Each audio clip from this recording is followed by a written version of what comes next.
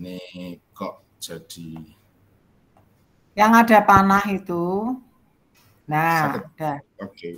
Ya, sabar pelan. Jadi hari ini kegiatan kuliah tamu bersama Mas Julius dan Yosia. Julius adalah mahasiswa yang sedang aktif dan Yosia sudah alumni, juga sudah bekerja di perusahaan. Masing-masing semua adalah sudah menjadi kepala di beberapa tempatnya ya. Hingga kita bisa menikmati untuk sharing. Dipersilakan. Apakah sudah Sudah tampil di ya full screen, full slide. Ini slide. Full slide ya.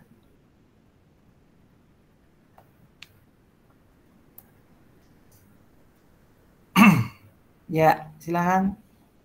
Oke. Izin Prof. Hana dan teman-teman. Ya ini sesinya sekarang sesi sharing aja ya, dalam arti kebetulan saya ada di banking.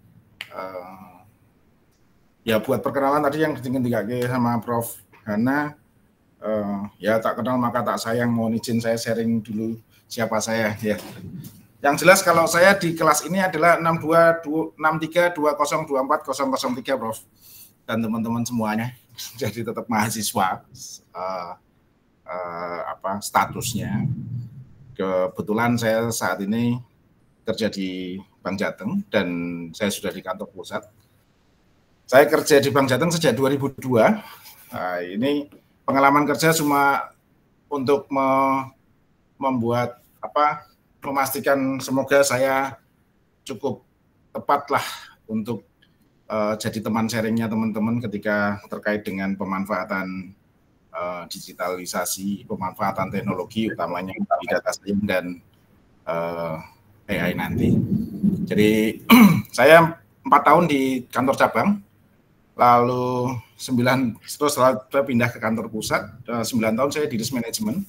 Saya di risk management 9 tahun dan selanjutnya banyak kebetulan di risk management saya handle di risiko operasional. Risiko operasional itu di banking itu ada 4 hal yang harus jadi ampuan. Yang pertama terkait dengan people, kedua terkait dengan proses, ketiga terkait dengan teknologi, dan satu lagi terkait dengan hal-hal yang terkait dengan external event. External event itu kayak misalnya gimana mengelola apabila terjadi bencana, bagaimana mengelola apabila ada political will dari eksternal, dari pemerintah itu yang berdampak ke bank dan lain sebagainya. Lalu setelah itu karena banyak berkecimpung di sana, maka di 2015 saya dipercaya menjadi ketua tim pengembangan. Ketua tim pengembangan itu berarti handle, pada saat itu kami masih handle 16 programmer. Jadi teman-teman kebetulan sekarang ini banyak yang S1 ya, S1-nya pas banget kalau seandainya ini memang sudah ke data, pas banget kalau sudah ke math, tapi yang pasti kalau saya S1-nya adalah akuntansi. Jadi agak nyebrang posisinya. Orang akuntansi, anak ekonomi, tapi jadi ketua tim developer. Nextnya saya di sana setahun, lalu pindah ke digital business, ke digital banking. Lalu di digital banking saya 3 tahun. Nah setelah itu balik lagi ke IT, sempat ke operasional 1 tahun, dan sekarang saya kepala divisi digital inovasi. Jadi apa aja yang dikerjakan digital inovasi ini ceritanya. Jadi fokus kami ada di 3 area, ada di urusan customer, ada di internal proses, dan juga ada di dalam manajemen. Spirit yang kita bangun adalah bagaimana kita mengakselerasi, bagaimana kita mengoptimalkan, dan bagaimana kita melakukan kolaborasi. Yang prinsipnya, yang namanya bisnis kan pasti punya tujuan,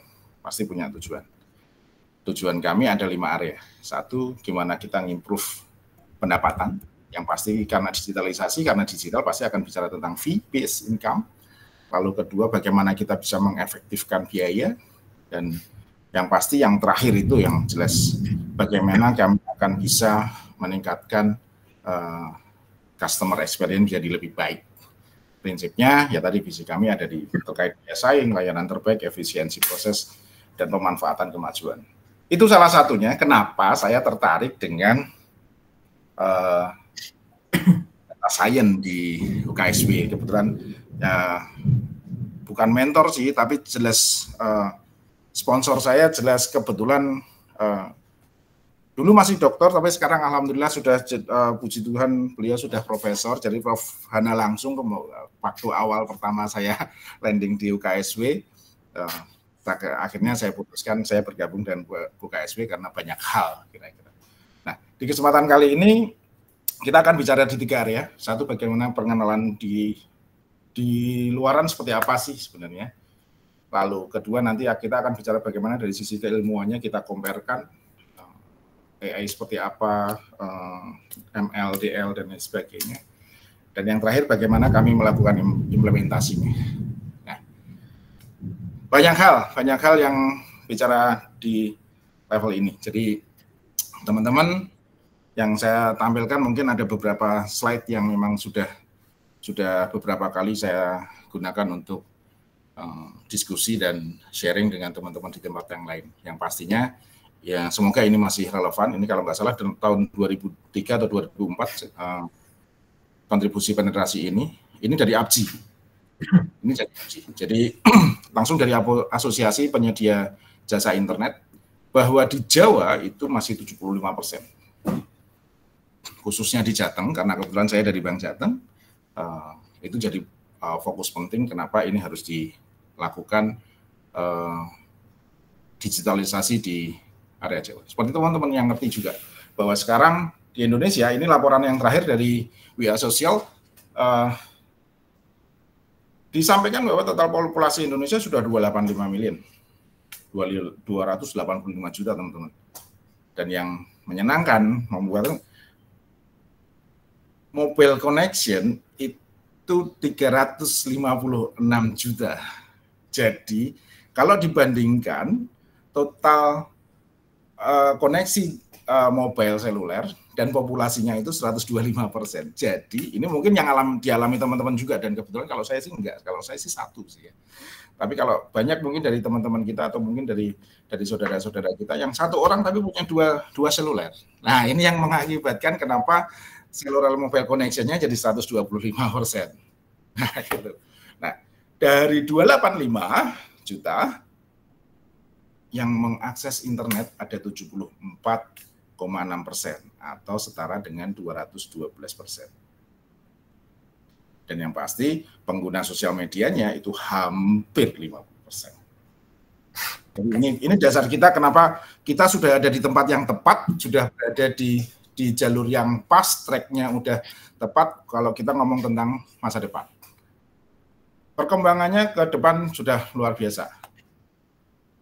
Ini kita akan bicara di level kenapa sih alasannya tetap menggunakan internet, yang bicara di level 212 juta orang menggunakan internet. Bervariasi dari yang cari informasi, lalu terap menjalin hubungan dengan teman dan keluarga, mencari ide, atau bahkan research something, keep update with news and event di belahan sana, apapun alasannya. Tapi yang pasti karena saya kebetulan di banking, managing finance and saving itu jadi poin saya, ada di paling bawah itu. Jadi ini survei ini dilakukan oleh WA Sosial, dan ini untuk pengguna di atas pengguna internet usia 16 tahun ke atas. Jadi 38% urusannya dengan finance. Teman-teman, sebenarnya pengembangan dan penggunaan terkait dengan internet, IoT dan lain sebagainya tidak hanya berguna digital. Ada juga di bawah ini adalah lain-lain, dan mohon izin saya sharingkan. Inilah pengembangan terkait dengan teknologi terkini, baik dari IoT, AI, dan lain sebagainya. Mohon izin saya sharingkan. Smoothie. Making smoothie. Calendar. No meetings today. Remember, come there at 9:30. Fire off. Fire off. Open door. Door open. Sånn. Så skal vi sette en til. Ja. Open door. Run voice command. Open door. Run voice command. Open. Jadi ketika dia sudah Repeat that. ini jadi salah satu yang perlu kita sekarang jadi bercandaan, tapi kita sebagai developer kita perlu care di tempat sini.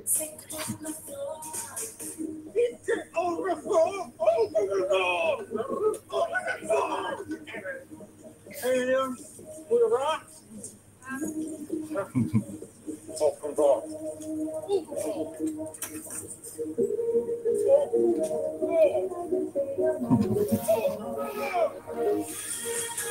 Ya, Fire rolling. Fire. dia bilang fire tapi ketemunya jadi hal yang lain karena dia sedang tidak dalam kondisi yang baik. Ya, teman-teman, yang barusan kita saksikan adalah bagaimana pemanfaatan akan sangat-sangat membantu ketika memang itu ada di tangan yang tepat. Tapi di saat yang berbeda, di saat yang kurang tepat, kita mesti melakukan adjustment atas apa yang menjadi solusi dari kita. Kira-kira seperti itu. Tapi yang pasti pemanfaatan dari teknologi sudah sedemikian kompleksnya. Nah, ini yang mau saya sampaikan, bahwa semua indera sekarang sudah dikuasai. Mau ngomong apa? Tentang penglihatan kita sudah ada augmented reality.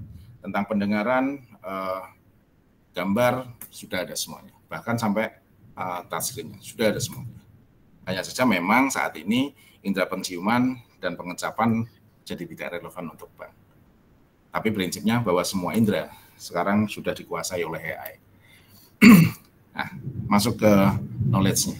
Teman-teman, ini ada di pelajaran pertama ketika saya belajar tentang waktu itu Big Data Analysis, BDA. Saya belajar dengan Prof. Hana dan Dr. Surya terkait dengan hal ini. Dan ternyata ini sangat-sangat relevan dengan apa yang terjadi di banking. Jadi prinsipnya dari data science turun lagi menjadi data analitis ke data sampai akhirnya kita se-data mining. Dan semua keilmuan ini ada di UKSW. Dan saya dapat itu. Sebagai turunannya akan ada AI, ML, DL, terakhir adalah LLM. Jadi prinsipnya ketika AI itu ya any technique which enable a computer to mimic human intelligence. Jadi bagaimana bisa membantu human intelligence itu established by mesin, kira-kira seperti itu AI. ML, kalau ML itu sepemahaman saya di beberapa literatur dan apa yang sedang saya jalani. Sekarang saya lagi ngambil ML. Sekarang saya lagi udah ngambil DL ya sekarang ya. Itu terkait dengan AI teknik. Jadi AI tekniknya yang bisa memberikan kepada komputer untuk belajar bagaimana terkait dengan pemanfaatan yang lebih dalam. Dan yang terakhir adalah deep learning. Deep learning itu kalau di sini berarti kan lebih dalam lagi terkait dengan machine learning. Dan yang terakhir yang sekarang lagi banyak dipakai adalah masalah Gen AI.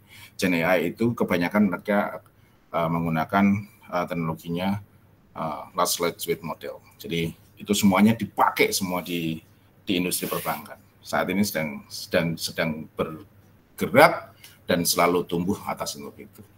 Nah, teman-teman, ini dari pemanfaatan AI sebenarnya sudah sangat berhubungan, apalagi kalau kita bicarakan kalau society 1.0, 2.0, 3.0 dan demikian pula dengan industri. Mungkin teman-teman sudah ngerti juga bagaimana industri itu saat ini sudah sampai industri 4.0 dan semuanya butuh AI terkait dengan connectivity data, computation, analitik dan intelligence, human machine interaksi, atau bahkan mungkin terkait dengan robotik dan automation. Semuanya ada. Nah, next-nya ini ruang lingkupnya. Jadi atas pemanfaatan semuanya sebenarnya kita akan bicara di layanan. Ini bicara di bisnisnya, Yang satu bagaimana kita bisa melakukan pengembangan sehingga layanan customer jadi lebih baik. Peningkatan penerimaan dari customer ketika dia memanfaatkan dari solusi-solusi yang kita berikan, dan ujung akhirnya adalah peningkatan kepuasan nasabah. Yang kedua terkait dengan operasional internal, di sini masalah otomasi, masalah efisiensi, masalah kontrol, semuanya bisa dilakukan dengan memanfaatkan kecerdasan buatan. Dan yang terakhir, yang pasti adalah dengan pengolahan data. Pengolahan data ini bisa sekedar reporting, next-nya mungkin pengembangannya bisa di dashboard monitoring. Dashboard monitoring berarti lebih ke presentation layer-nya, atau mungkin bahkan sampai ke prediction. Prediction berarti akan sangat membantu manajemen di level-level kami di perusahaan. Decision support system akan sangat memudahkan kami untuk mencari solusi yang paling tepat ketika ada perubahan situasi di luar sana. Nah, kalau tadi kita bicara 1, 2, 3 terkait dengan industri, ini 1, 2, 3 terkait dengan banking. Jadi kalau teman-teman pernah dengar Bank 4.0, kira-kira flow-nya seperti ini. Jadi sebagai awalan itu bicara tentang manual. Jadi Bank 1.0 itu lebih ke manual. Jadi sebelum 80-an kali. Itu ada dilakukan secara fisik, manual, semuanya ditulis tangan. Dan saya pada saat itu saya masuk 2002, di beberapa kantor cabang kami masih, dan termasuk kantor cabang saya yang kebetulan saya landing pertama di kantor cabang Cilacap, itu masih menggunakan fitur-fitur manual. Ya, antrian panjang, ya itu biasa aja. Lalu Bank 4.0 itu sudah menggunakan EDM, sudah menggunakan core banking. Jadi pengolahannya udah mulai masuk ke sistem, ke komputer. Gitu. Bahkan kalau mungkin atau teman-teman yang sekarang mungkin nggak ngalamin ya, tapi saya pernah ngalamin ketika saya di kantor cabang itu. Dek, jangan yang komputer yang itu jangan dipakai ya, nanti rusak. Ya kondisi-kondisi itu pernah saya alami. Karena perubahan itu tidak serta-merta ternyata diterima. Tapi beruntunglah teman-teman sudah ada di titik ini, sehingga yang namanya komputer itu bukan hal yang sangat kalau disenggol nanti rusak, kalau rusak nanti semuanya berantakan. Nah, itu teman-teman nggak ngalami karena memang dari kecil teman-teman sudah ketemu dengan handphone yang semua kelebihannya bisa membantu kita. Next-nya di Bank 3.0 di 3.0 itu sudah pemanfaatan mobile bankingnya, internet bankingnya. Itu sudah mulai menggunakan itu. Jadi itu flow-nya, jadi manual, lalu menggunakan komputer, lalu sudah menggunakan internet. Next-nya ke Bank 4.0, itu sudah mulai pemanfaatan API, sudah mulai dengan pengembangan dengan model kolaborasi dengan fintech, dan kita hanya cukup tukar-menukar spek API untuk kita bisa melakukan transaksi. Dan yang terakhir, yang sekarang itu sedang berkembang adalah generative AI. Itu sudah Bank 4.5, 5.0. Jadi pemanfaatan Gen AI untuk beragam hal. Jadi kalau yang di kami saat ini, kami gunakan untuk mencari persepsi. Jadi ada beberapa data unstructured yang mungkin kita bisa ambil untuk bagaimana melihat persepsi nasabah atas layanan kami. Itu bisa dilakukan dengan AI. Atau bahkan kalau sekarang beberapa kegiatan, beberapa aktivitas juga sudah dibantu oleh penerapan AI. Jadi hal-hal di Bank 4.0 ini ya prinsipnya adalah smart, center to human, make it simple everything, yang pasti sangat membantu apabila memang kita pas ambil poinnya. Jadi AI prediktif, biometrik, personalisasi atas kebutuhan nasabah itu semuanya dibantu oleh AI. Kira-kira seperti itu. Next-nya kita akan bicara di implementasi. Ini nanti kita akan banyak diskusi, banyak sharing terkait sama ini. Diawali dari mungkin ini ya, yang teman-teman perlu mengerti. Ini kesempatan itu kenapa saya perlu sharing saya pikir kesempatan bagus dari Prof. Hana nggak saya sia-siakan, walaupun kemarin sempat ini ya Prof sempat mohon izin untuk minta reschedule. Kegiatannya adalah kenapa saya mau tetap mesti sampaikan ke teman-teman, utamanya teman-teman yang sekarang sedang S1. Teman-teman jangan khawatir, perkembangan kehidupan luar biasa. Regulasi perbankan sejak tahun 2021, baik OJK, Otoritas Jasa Keuangan maupun Bank Indonesia, sudah concern dengan yang namanya digital, yang namanya transformasi teknologi, yang namanya pemanfaatan teknologi terkini untuk bank.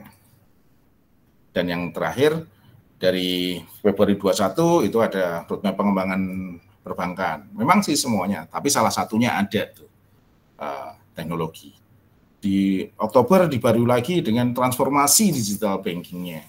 Jadi digital banking pada saat itu adalah bagaimana kita bisa menjadi bank yang anytime, anywhere, dan everyone, for everyone. Itu di Oktober 21. Lalu dibarui ada navigasi sistem pembayaran, karena di 2024 itu kalau seperti yang teman-teman mulai ngerti dan sudah gunakan mungkin sampai dengan sekarang, adalah salah satunya adalah pemanfaatan KRIS. Jadi QR Code Indonesian Standard itu salah satunya yang jadi turunan atas sistem pembayaran nasional. Jadi itu sangat luar biasa, Beberapa teman di luar negeri menyampaikan atau bahkan sempat berdiskusi ya. Apalagi saat ini kita sudah punya KRIS cross border. Jadi antara bank sentral, sama-sama bank sentral ngobrol untuk bagaimana transaksi bisa dilakukan lintas negara hanya menggunakan dengan QR. Tapi kembali lagi teman-teman, bahwa pemanfaatan teknologi harus dibarengi dengan keamanannya. Jadi dari Bank Indonesia itu mengeluarkan jargon itu cemumuah. Cepat, mudah, murah, tapi ada juga ahnya itu aman dan handal. Aman dan handal. Nah, bicara tentang security, bicara tentang resilient, akhirnya muncullah yang namanya panduan ketahanan terhadap panduan terkait dengan ketahanan digital, resiliensi digital. Itu juga muncul, dan yang terakhir kemarin adalah barusan kemarin fresh masih tentang tata kelola bagaimana AI digunakan untuk perbankan Indonesia.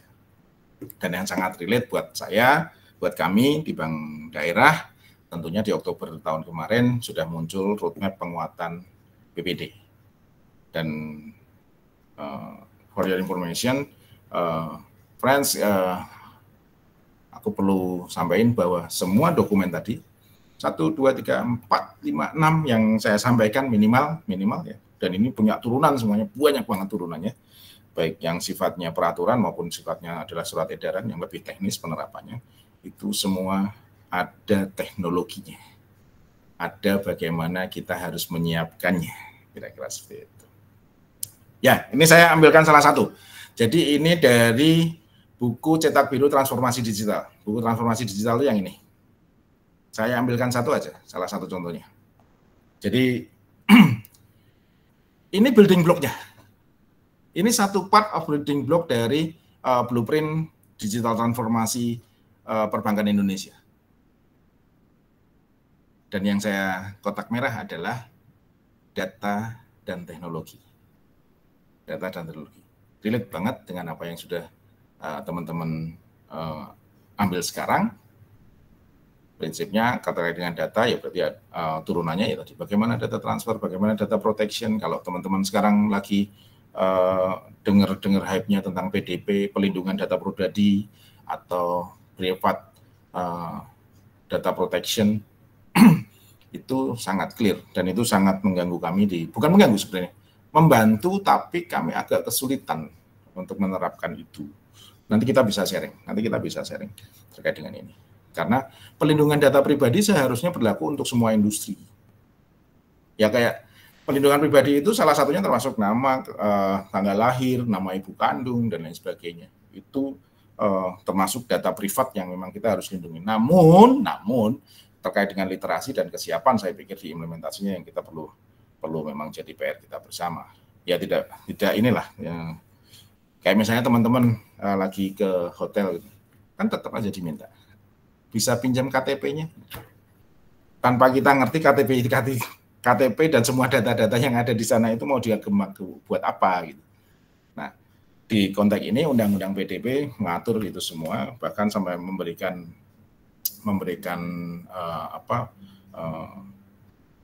kalau sampai terjadi kebocoran data maka sampai hukumannya pun, punishment-nya pun juga disampaikan di sana. Dan yang berikutnya terkait dengan teknologi, kalau teman-teman bisa baca di situ terkait dengan penerapan emerging teknologi dan aplikasi juga, antara lain adalah machine learning, AI, cloud computing, open API, bahkan sampai ke bagaimana blockchain-nya.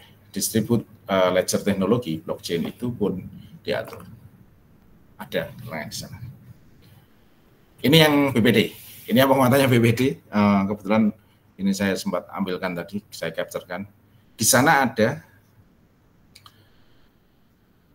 meningkatkan efektivitas komunikasi digital, pemanfaatan IT yang optimal, resilient dan efisien. Itu partnya kita, itu partnya teman-teman semuanya.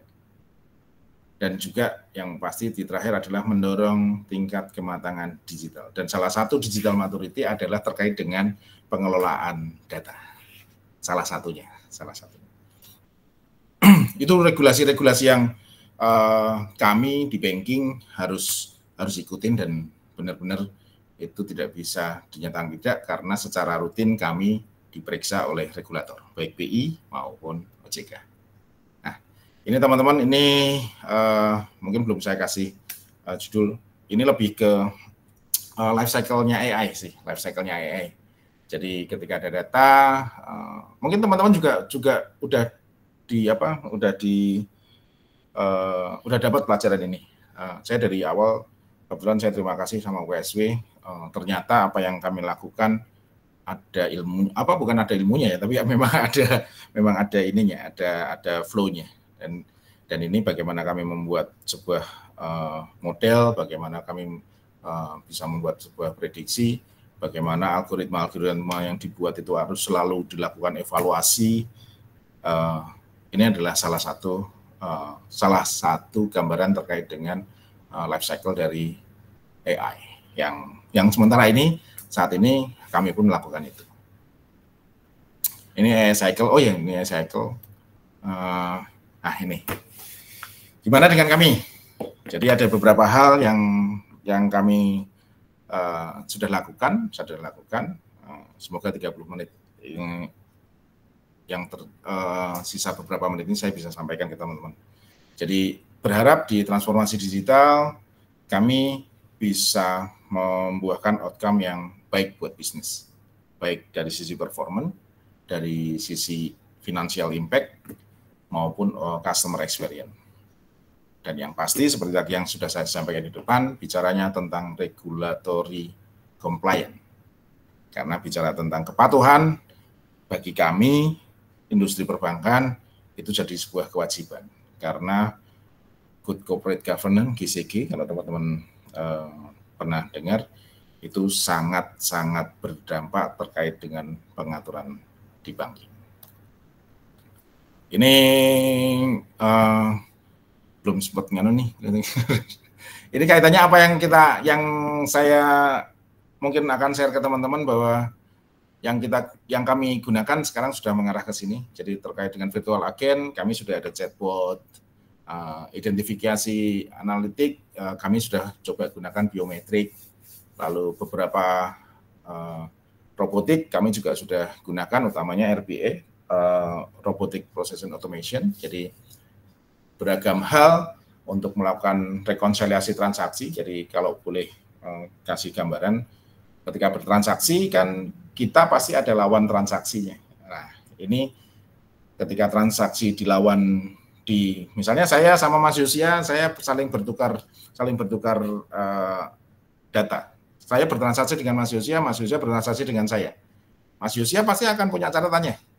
Saya juga punya catatannya. Nah, dua catatan ini, teman-teman, kalau Mas Yosia itu taruhlah Bank Yosia, saya Bank Dito, misalnya gitu, ada dua transaksi ini dalam sehari itu kan bisa jutaan. Bagaimana melakukan komparasinya? Nah, ini kami sudah menggunakan automation dengan menggunakan robotic processing.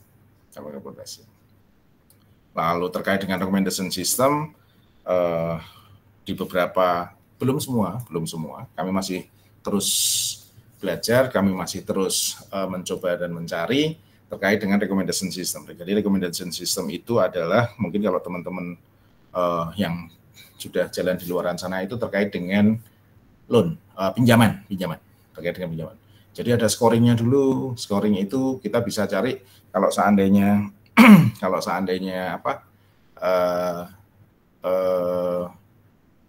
ada informasi tentang sosial medianya, biasanya sosial media kita akan cek juga bagaimana dia terafiliasi dengan siapa saja, itu akan ada skornya tersendiri, lalu dia ngapain aja itu ada skornya tersendiri, itu juga teman-teman saat ini sedang kembangkan sampai ke sana.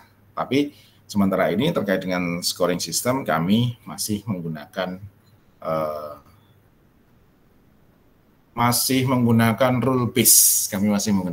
Jadi masih machine learning sedang kami kembangkan. Tapi mengarah ke sana terkait dengan recommendation system sudah ada.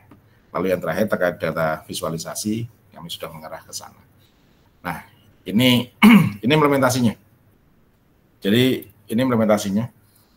Saat ini kami sudah punya manajemen information system dan juga ada juga data warehouse. Yang ke depan kami akan bicara di 4 area tentang big data analytic ini. Akan bicara tentang sekedar deskriptif. Lalu yang kedua tentang diagnostik. Kami akan memanfaatkan AI untuk hal-hal yang prediktif dan perspektif. Jadi yang sifatnya decision, yang sifatnya guidance, yang sifatnya rekomendasi, kami akan juga lakukan sampai ke sana. Ya ini contohnya. Tapi yang tadi ini apps Bank Jateng Co.id, apps Bank Jateng Co.id itu ini bukan sistem publik, jadi ini hanya bisa diakses di local area, di jaringan intra. Tampilannya seperti ini. Jadi semua sistem kita jadikan di satu portal, dengan memanfaatkan login masing-masing. Jadi login ini sudah terintegrasi dengan sistem human capital. Jadi siapapun yang akses akan mendapatkan data-data yang sesuai dengan kewenangannya. Jadi apabila levelnya masih pelaksana, dia akan dapat data apa. Kalau dia sudah middle manager, dia akan dapat apa. Kalau branch manager, dia dapat apa. Bahkan sampai ke level kantor pusat, ini sudah dipetakan di sana. Dashboardnya tampil seperti itu. Jadi buat benar-benar dashboard awal. Ini tampilannya teman-teman, sudah banyak informasi yang bisa tampil di sana, bahkan sampai dengan monitoring kualitas kreditnya. Daily, ada yang daily, yang H-1, ada juga yang real time data ini. Jadi terkait dengan rasio-rasio keuangan, terkait dengan semua dana, semua kredit, semua akuntansi, kita jadikan satu di satu platform. Nah, ini yang baru kami kembangkan. Jadi menjadi sebuah keharusan kami harus menjalankan fraud detection system, dan yang pasti fraud detection system harus melakukan adopsi untuk tidak bisa hanya AI, tapi dia pasti akan menggunakan ML. Karena semua kegiatan personal itu akan dilihat behavior-nya orang per orang. Jadi misalnya biasanya saya transaksi 1 bulan tidak lebih dari 100 juta misalnya. Ketika beberapa hari sudah melebihi 100 juta, maka sistem akan berikan alert atau bahkan akan melakukan shutdown transaksi. Jadi kayak yang kemarin mungkin teman-teman sudah pernah dengar juga terkait dengan phishing terkait dengan beberapa hal yang dialami oleh nasabah-nasabah kami. Biasanya fraud detection system sudah memberikan alert. Hanya saja memang kembali lagi masalah literasi ini yang memang sangat masih jadi PR buat kita di sini. Bentuknya seperti ini. Jadi dari semua channel. Ada channel digital banking, ada channel loan, ada channel card itu yang ATM, ada juga channel branch itu berarti informasi dari cabang. Nanti semuanya dikumpulkan di satu tempat menggunakan algo tertentu. Kita akan melakukan investigasi dan verifikasi. Apabila memang itu clean, maka mereka akan jalan terus. Apabila dinyatakan terindikasi, kita akan lakukan investigasi, akan kita lakukan analisa. Apabila hasil evaluasinya itu ada di risk level tertentu, maka akan dinyatakan sebagai genuine, atau kalau misalnya kita menyatakan ini dinyatakan terindikasi, maka kita akan reject transaksinya. Ini pemanfaatan teknologi AI di fraud detection system. Di beberapa hal, mungkin sebagai penutup, teman-teman, yang pasti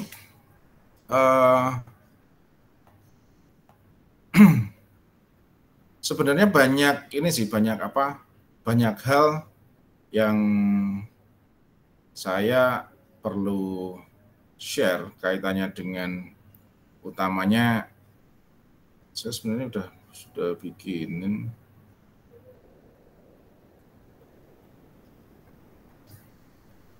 Jadi ada tantangan dan ketika ada ketika ada peluang pasti juga ada tantangan mestinya.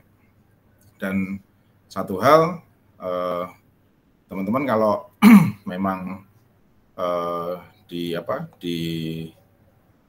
banking itu tantangannya untuk pengembangan teknologi seperti ini tidak hanya dari ketersediaan resource dari mesinnya, tapi kami juga masih membutuhkan resource human capital-nya. Jadi harapannya semoga kelas-kelas di perguruan tinggi lebih banyak, seperti yang sudah dilakukan KSW, lebih banyak, dan kita yang sekarang sudah ada di sini harapannya sudah bisa melakukan serius untuk mendalami, tinggal di area mana kita akan masuk. Tapi yang pasti teman-teman, waktu tidak akan menunggu, dan perubahan adalah sebuah keniscayaan. Jadi mohon berkenan di kesempatan yang baik kali ini saya sampaikan yang pertama, terima kasih teman-teman sudah masuk di area ini. Minimal ini akan menjadi salah satu engine baru buat kita ke depannya. Dan yang kedua, saya sampaikan ke teman-teman, tetaplah kalau marwahnya itu kepengennya mengembangkan ini untuk kebaikan dan benar-benar dipergunakan untuk kebaikan Indonesia. Itu aja mungkin dari saya. Terima kasih perhatiannya semuanya, karena ini salah satunya adalah untuk kepentingan kita bersama. Dan saya kesempatannya terima kasih Prof. Hana, terima kasih UKSW, saya diberi kesempatan untuk menyampaikan beberapa hal yang saya pikir penting buat anak-anak yang sekarang. Mungkin itu saja Prof. Hana dan teman-teman semuanya. Monggo kalau kita bisa bertukar pandang, kita berdiskusi dan kita sharing untuk beberapa hal. Terima kasih, matur nuwun. Mohon maaf apabila ada salah kata. Sun, saya kunjungi Prof. Hana. Ya, terima kasih. Ini luar biasa ya. Jadi sebenarnya sudah menjalani ya sebelum kuliah bagaimana data science diaplikasikan. Jadi saya yakin teman-teman sekalipun mungkin kalau dari sisi praktisi ini kami dosen-dosen kalah jauh. Makanya kami sangat bersyukur Pak Yulis bisa berbagi ya dengan kami dan juga mahasiswa bisa melihat bagaimana apa yang dikerjakan sekarang itu sedang seksi, sedang digeluti, sedang perlu dikembangkan sekarang. Ya, nanti ini Pak Yulis juga bisa jadi mitra kerja ataupun tempat ngelamar kerja untuk teman-teman ya. Dengan senang hati, Prof. Iya, betul ya kan. Ini teman-teman yang di S1 kan, wah ini ternyata nyambung nih, bisa nyambung kenalan sama Pak Yulis. Ada lowongan dah kan gitu ya. Jadi kita bisa link and match sekalian begitu. Jadi terima kasih. Nah, oleh karena itu teman-teman ini mungkin kesempatan yang luar biasa untuk kita bisa dapat masukan ya. Jadi supaya nanti dari kuliah langsung ke lapangan kerja itu kita nggak kaget ya. Seperti saya itu kan dulu waktu zaman saya kuliah nggak ada loh orang ngomong gini ya. Dari lapangan, dari dunia kerja ke mahasiswa itu nggak ada. Jadi yang penting kuliah nilainya bagus, kalau nggak bagus ya tinggal ngulang, udah mikir sendiri nantinya mau ngapain gitu ya. Jadi ini kesempatan luar biasa bagi mahasiswa. Untuk itu dipersilahkan teman-teman bertanya. Mungkin Pak. Teman-teman aja, mau nanyain apa aja, silakan. Iya. Pak Martin, tuh di web Bank Jateng ada kesempatan magang Dharma. Apakah itu bakal ada juga? Oke, saya jawab. Soalnya kalau S2 sudah pasti usianya di atas 26 lah, itu dia. Iya. Ini note keras buat rekan satu angkatan saya, Prof. Ada Dina Noviani itu, Prof. Ya, teman-teman semuanya, sebenarnya magang Dharma itu boleh. Kami akan tetap buka di magang Dharma. Di magang Dharma kami akan selalu buka karena prinsipnya adalah magang Dharma benar-benar yang beliau sebenarnya belum S1 juga nggak apa-apa. Dia masih jalan, dia masih proses lulus 1 itu masih bisa ke magang Dharma. Hanya saja Mas Martin kalau seandainya S2 tapi magang, Mas, kelihatannya sayang deh, Mas, S2-nya. Mendingan Mas Martin ketemu saya deh, nanti kita ngobrol kalau sudah S2. Ya, mungkin ini mau di-share sama yang lain. Mungkin mau di-sharekan ke yang lain. Oh, boleh. Kalau prinsipnya, monggo silakan. Jadi magang S1. Ya, jadi kalau magang itu belum S1 pun nggak apa-apa. Kalau yang magang itu belum S1 pun nggak apa-apa. SMK gitu-gitu kan? Prinsipnya, tapi dia kan hanya punya waktu 2 tahun, mungkin 2 tahun. Kalau mau terus berarti dia harus punya S1. Nah, dengan demikian harapannya kami pun, yang benar banget yang disampaikan oleh Prof. Hana, link and match-nya tadi itu adalah kenapa kami buka program Dharma. Ketika kamu S1-nya lulus, kamu daftar ke Bank Jateng, kamu sudah tidak lagi belajar lagi tentang apa yang harus dikerjakan di Bank Jateng. Nah, kira-kira seperti itu. Udah tahu banking, udah tahu gimana match-nya sama sama pelajaran di sekolah, sama di pelajaran di tempat kuliah. Yang kan biasanya kalau di magang Dharma kami akan tanyakan teman-teman sekarang lagi belajar di fakultas apa, jurusannya apa. Biasanya penempatan magang Dharma kami akan sesuaikan. Biasanya penempatannya akan sesuaikan. Disesuaikan dengan keahliannya. Yang kedua disesuaikan juga dengan kebutuhan yang sedang kami perlukan. Jadi biasanya apakah bisa Mas Dit kalau itu tuh aku akuntansi tapi nanti jadinya teller? Padahal kan di bank ada bagian akuntansi, ya ada, tapi tidak melulu di hal yang anak akuntansi pasti akan mengerjakan akuntansi. Prinsipnya kami pasti akan tawarkan, kamu mau nggak kalau seandainya kamu jadi customer service, kamu mau nggak kalau kamu jadinya di ini dulu, karena prinsipnya sebenarnya belajar itu nggak hanya di satu tempat. Sebagai pengalaman di tempat saya cerita tempat saya. Dalam kurun 4 tahun saya itu muter untuk belajar ya, maksudnya muter untuk belajar. Tapi saya ditempatkan di bagian kredit. Hanya saja ketika siang atau sore itu kan pasti berinteraksi sama teman-teman. Nah, ketika berinteraksi teman-teman, oh tahu kerjanya ini, ketika di kuliah pada saat itu saya masih di Unsud, ngambil S2 di Unsud, tapi nggak lulus, Prof. Prof, karena keburu dipindah ke Semarang, jadi mau kuliah di Unsudnya wis awang-awangan adoh banget. akhirnya los. Itu saya juga relate-kan dengan kondisi di kantor, dan itu sangat membantu menurut saya seperti itu. Itu Mas Martin. Please welcome Mas Martin. Kalau Mas Martin nanti sudah selesai, kontak saya aja. Teman-teman yang belum lulus S1 pun monggo kalau seandainya mau join di tempat kami. Sangat terbuka. Ya, terima kasih. Oke, yang lain deh. Halo, jangan malu-malu ini. Nggak apa-apa, kita sama-sama mahasiswa loh teman-teman, ini sama-sama mahasiswa nih. Ya, Mas Anatap Dolok Lauro. Monggo, silakan Mas. Open cam dong. Mas, ya, mari silakan. Selamat malam, Mas, Pak, panggilannya siapa ya? Selamat malam, Pak Julius. Iya.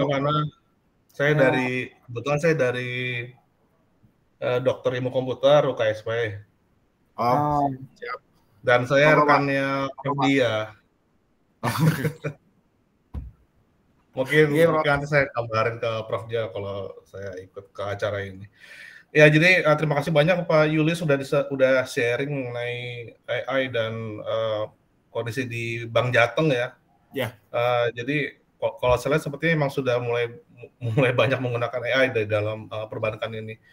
Itu sebenarnya cukup menarik waktu saya melihat salah satu slide Pak Julius ini yang mengenai buku-buku regulasi ya dari pemerintah tuh, ya kan?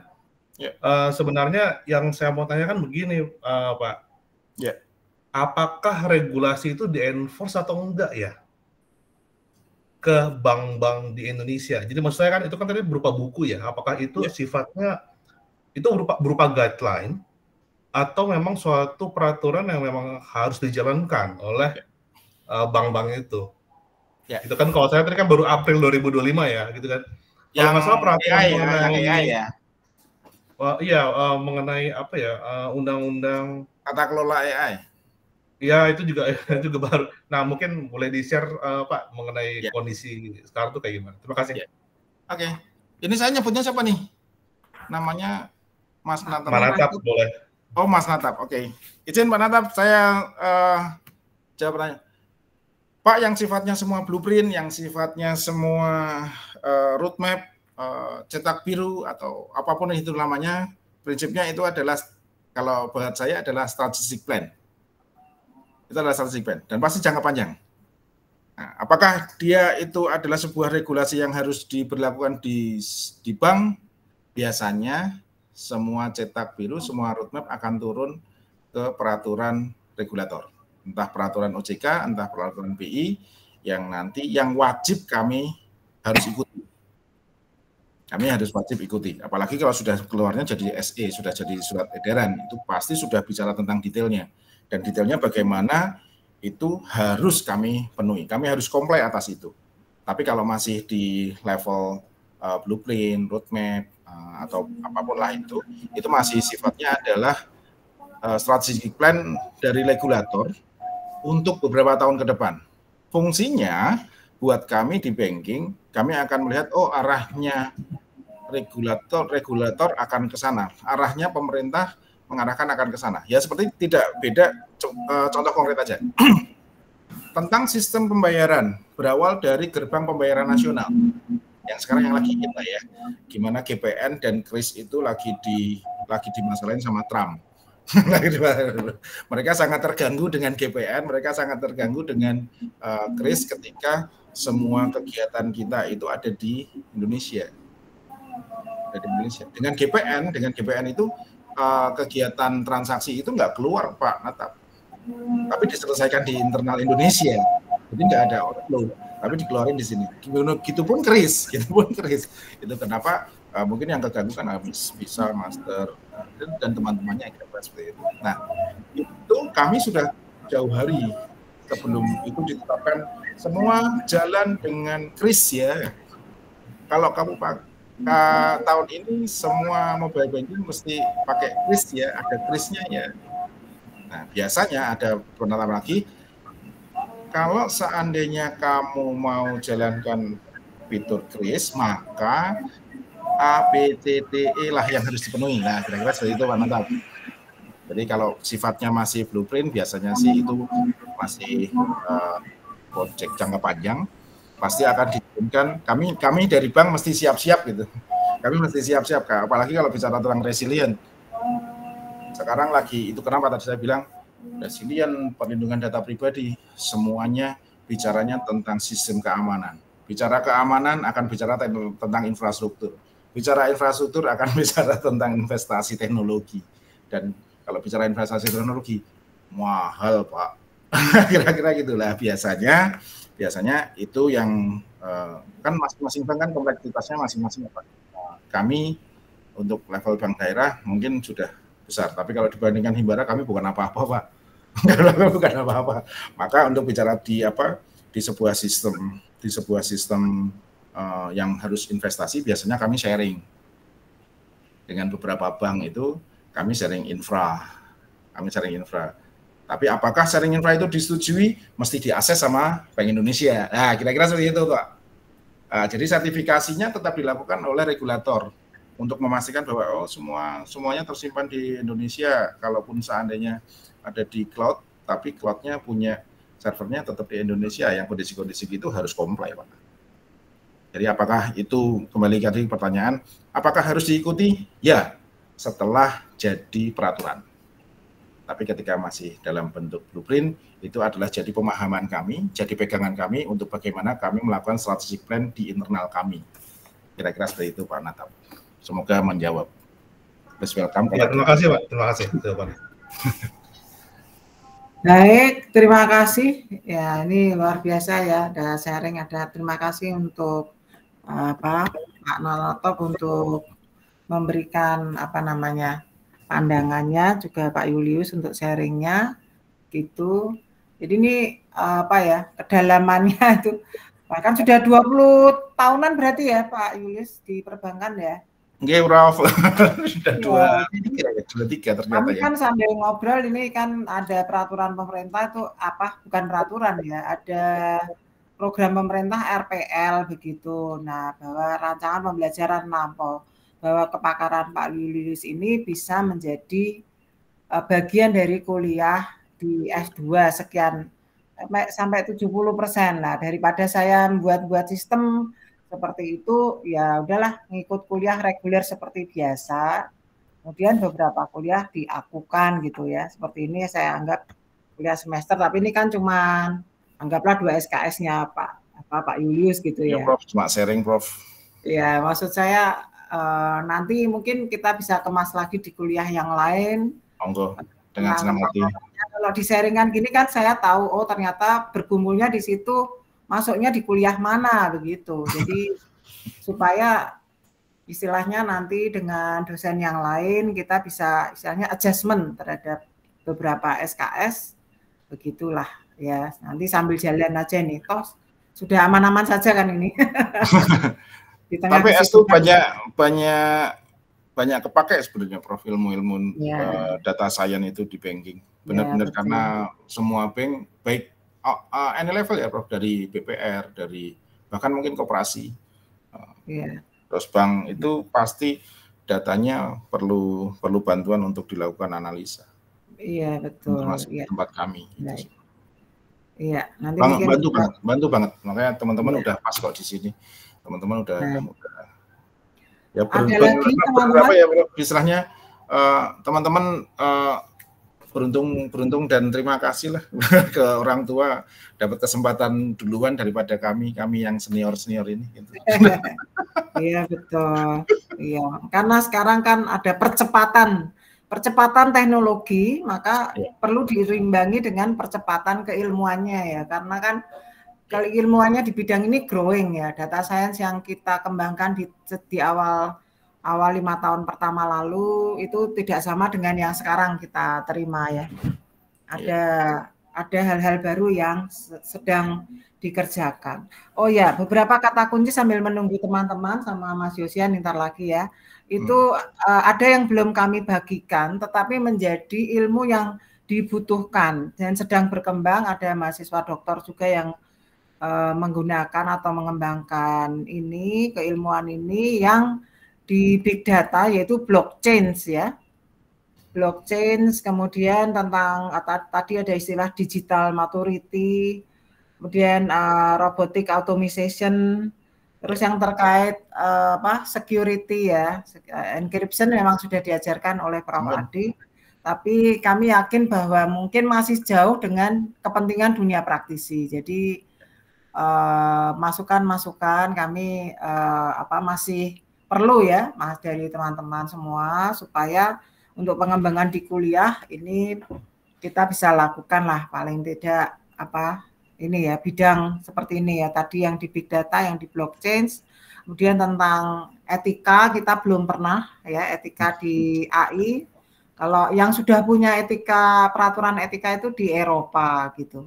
Kalau di negara lain belum ada dan itu sudah masuk di ranah publikasi. Kalau penggunaan AI bagaimana, begitu itu sudah masuk. Itu kira-kira ya. Ada lagi yang mau bertanya? Ini jam 7.07. Ide lain Prof. Martin misalnya pengembangan IoT untuk komunitas pertanian, peternakan, perkebunan. Ya betul. Ini kita belum dengan CSR Bank Jateng ya. Ya, sebenarnya kalau IoT itu mungkin udah ke bank bukan 5 lagi ya, mungkin udah 6.0 kali ya. Bayangan saya sih banking pasti akan terus berkembang sampai ke pemanfaatan IoT-nya mungkin. Jadi membayangkan itu kalau datang masuk ruangan bank itu langsung selamat datang Prof. Hana, padahal nggak ada orangnya, cuma ada speaker aja, ambil dari mukanya Prof. Hana yang sudah kesimpan di Kiami, ya gitu ya Prof. Ya. Mungkin besok mungkin gitu kali ya Prof. Betul. Mungkin yang bank 7.0 sudah ngerti, oh Prof. Hana mau ngambil mau setor duit ya, mau ngambil uang sekian ya, mungkin udah sampai ke situ kali Prof. Nggak tahu nanti bank berapa itu 10.0 apa berapa kali ya Pak. Tapi perkembangannya pasti saya meyakini pasti berkembang. Ya kalau IoT di banking sudah banyak dipakai sih, utamanya di bank-bank besar, kembali lagi karena pasti masalahnya bukan masalah sih. Keterbatasan dari bank-bank yang kompleksitasnya itu masih menengah adalah masalah investasi. Untuk pengembangan apalagi Internet of Things untuk bicara di level keamanan dan lain sebagainya, kembali lagi keamanan finansial punya customer itu kan jadi top yang memang harus it's a must, nggak boleh enggak. Nah, padahal kalau kembangan hanya mengembangkan saja, biasanya challenge-nya banyak banget. Nah, untuk nutup itu biasanya perlu banyak investasi. Nah, clear-nya tadi kalau seandainya Mas Martin untuk komunitas petani dan perkebunan biasanya sih lihatnya bukan dari IoT-nya, tapi dari kebutuhan komunitasnya. Komunitas itu kan nanti pasti akan punya induk ya Mas Martin ya. Pasti punya. Nah, itu biasanya kita kerjasamanya di situ. Jadi salah satu yang sudah pernah itu kami dengan Kulon Progo. Kami coba bikin ekosistem dari peternak lele, penjual, toko kelontong, karena pada saat itu Pak Bupati Kulon Progo minta semua penerima bantuan sosial itu dalam bentuk ikan fresh gitu, Bro. Nah, itu yang akhirnya dari tempat lelenya sendiri itu sama dinas setempat itu dikelola. Lah kami kerjasamanya sama dinasnya, bukan sama si tukangnya. Nah, lebih berkembangnya ke situ, Wah, cocok kalau yang garap mahasiswa S2 mah KSW pula. Salaman Mas Matnet. jadi project ya. Iya, betul. Ya, ini teman-teman ini, pokoknya lapangan itu terbuka lebar deh, sangat terbuka. Tidak usah khawatir ya, karena interaksi integrasi berbagai keilmuan ya, begitu. Iya. Sangat banyak banget. Teknologi udah kemana-mana. Ya, baik. Ya, sebetulnya masih banyak ya nanti yang bisa kita perbicarakan begitu. Jadi, tetapi karena mengingat waktu, nih pada terima kasih, Prof. Ya, terima kasih sekali. Jadi, Pak Julius ini kan orang sibuk ya, jadi artinya boleh tidak join. Kebetulan juga nggak ngambil IoT nih. Kebetulan nggak ngambil IoT. Belum, Prof. Belum. Oh, belum. Makanya saya nggak enak ketika Prof Hana ngasih undangan IoT, ada Julius Ardita, Prof saya kan nggak ngambil. Tapi cuma ngomong aja nggak jawab maksudnya.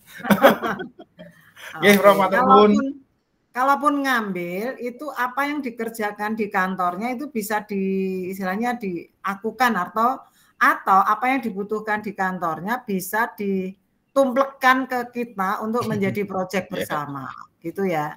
Supaya kami juga belajar nih langsung yang dibutuhkan. Jadi Pak Julius bisa memanfaatkan kita sebagai HRD-nya gitu loh, artinya research and development-nya gitu ya. Jadi kami juga senang karena yang kita kerjakan bersama itu langsung dipakai gitu. Siap. Ya, baik, itu saja. Aplaus untuk Pak Julius. Teman-teman semuanya, mohon maaf kalau ada yang kurang berkenan. Mohon izin, Prof Hana, saya. Ya, baik, terima kasih. Off dari ini. Oh, Edwadus masih ngacong. Udah ditinggal Edwadus. Payah nih Edwadus ngacungnya baru terakhir. Baik, hari ini kita juga masih punya tamu yang fresh graduate, artinya belum lama sudah lulus ya, tetapi sudah bekerja juga sekian lama di perusahaan Sido Muncul dan sudah menempati posisi penting juga dan masih muda tetapi sangat kreatif dalam mengembangkan perusahaannya dengan kegiatan penelitian maupun untuk penggunaan IoT di lingkungan kerjanya. Nah, kita di kuliah ini semoga kita bisa mendengar langsung dari Mas Yosia, dipersilahkan. Ini saya belum dipersilahkan Mas. Ini kok saya belum record ya. Record. Oh, udah ya. Silakan. Dimatikan dulu. Terus matikan dulu terus disambung. Matikan dulu disambung. Itunya recordnya biar dimatikan dulu terus disambung. Oh, mati close dulu. Dari close. Recordnya di close dulu. Aku yang close. Ini soalnya menunya kok kadang nggak kelihatan nih. Bentar ya. Ini nggak kelihatan menunya. Kenapa sih? Ini loh. Udah aku ini ada kelihatan. Bentar. Mana? Oh ya. Ini enggak. Bentar. Oh ya. Saya matikan dulu ya supaya kalau download tuh nggak lama. Saya biasanya download dulu.